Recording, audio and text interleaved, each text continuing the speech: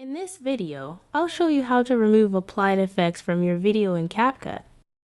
Let's dive in. Here's my video in CapCut with an effect applied.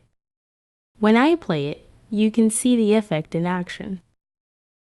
After applying it, I realized it didn't look as good as I hoped, so let's remove it.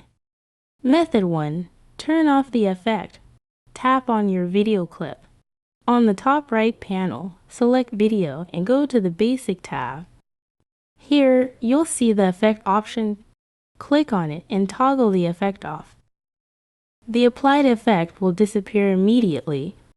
Play the video to confirm it's gone. Method 2. Delete the effect permanently.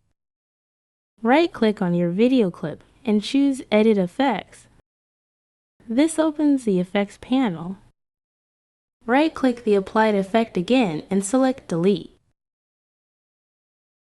Play the video to ensure the effect is fully removed.